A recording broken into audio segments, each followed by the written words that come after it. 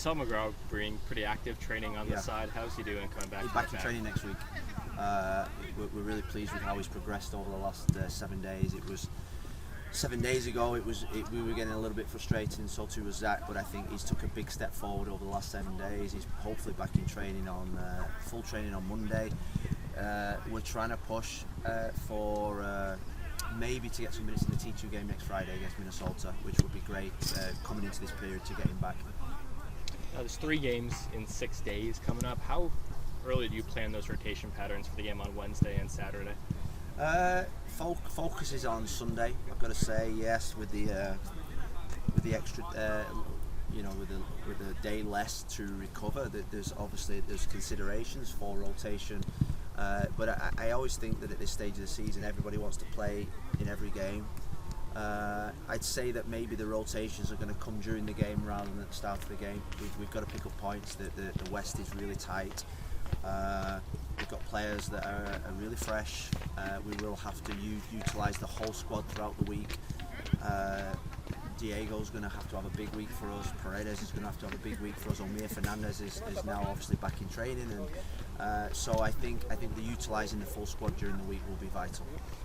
You've talked a few times about how you scouted Santi when you were at Miami as well, and about this time last year you said it would be a big bid for him in the next 12 to 18 months. Yeah. How have you seen him improve since you've come to this club and specifically this season? Well, I think he's maturing. There's still elements of immaturity like we saw a couple of weeks ago, but more consistency to his behaviours off the pitch, more consistency to his behaviours on the pitch means that we're getting better performance levels, and without a shadow of a doubt there are teams that like him away from this country, but we're really pleased from him. We want him to be a big part of our future. He's a big part of the success, and now I think when we're coming into this stretch, what I've said to the group of players that are really ambitious is that now's the time when you've got to score goals, you've got to assist, you've got to produce top level performances, and that's what the team and that's what I am demanding from them.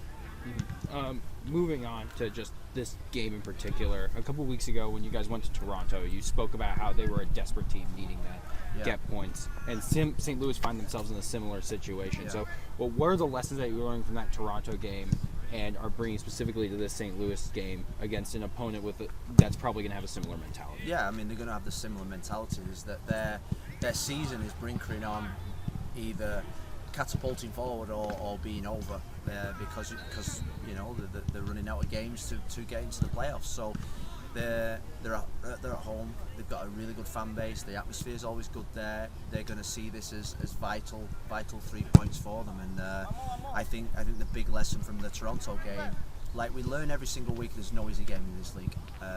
You can look at form, you can look at consistencies, you can look at whatever you want to look at, but every game you've got to be at your absolute best.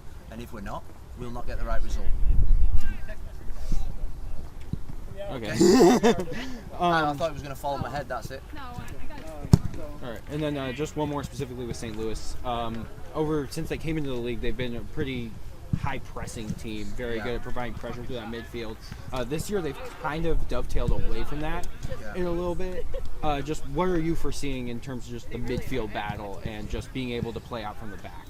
Well, I think with David obviously as the interim coach, I think they've gone back to what probably made St. Louis a really major threat in the West when they won. They won a lot of games under Bradley Carnell, and I think they've gone closer back to that style. I think that's something that they were really keen on, or that's something that they really spoke about when David took over. I think even though the results probably haven't gone as well as he would have liked, I think his style of play is really good, and they're intense. They've got a front five that they score goals in every single game, not just one goal. They are prolific scorers. They score 2, they score 3 goals. They come from behind. So what we've said to the team is that this is a team that scores goals, and we've got to be at our absolute best, or we will get embarrassed, or we will lose the game, and we cannot afford many more losses, because the teams that below us will all be looking at our results and saying, well, how can we get closer to Portland?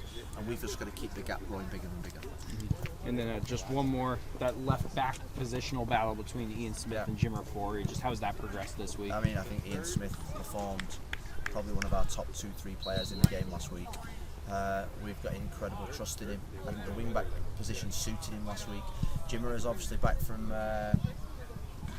suspension. It's the one thing he needs to improve on. Eight yellow cards in 16-17 games is for me is not good enough. So that's one thing we've been speaking to him about. And now Jimmer knows he's in a real competition to get a starting position. And I'll make that decision closer to the game on Sunday. Thanks, Phil.